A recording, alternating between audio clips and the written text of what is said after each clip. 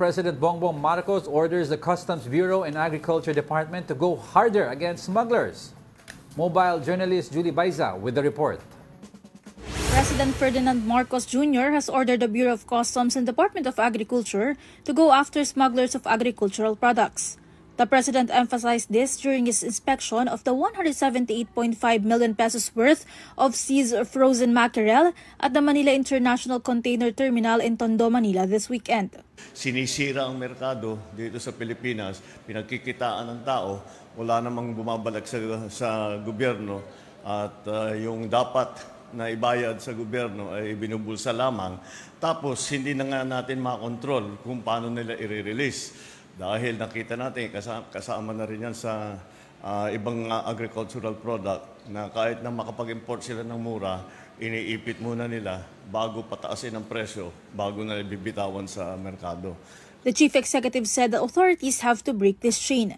He asked the DA and BOC to file appropriate cases against the smugglers under the Republic Act 12022 or the Anti-Agricultural Economic Sabotage Act. Kaya ito yung buong tinatawag na chain na kailangan natin buwagin.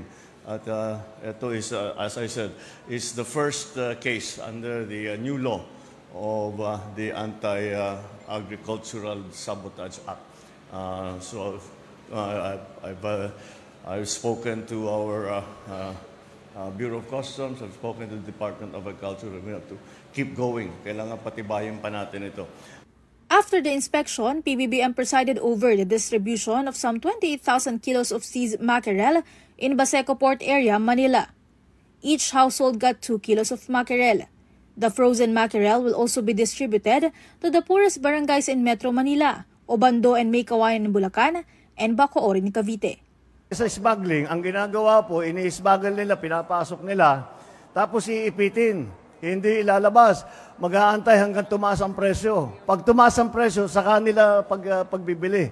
Kaya yun ang iniiwasan natin dahil ang nabibiktima dyan ay ang taong bayan. Kaya hindi natin papayagan na matuloy na yung mga ganyang klaseng sistema. Kaya ginawang kanga namin ng batas at pinapatibay namin na mabuti. Select city jails, public hospitals, and various care facilities will likewise receive the confiscated goods.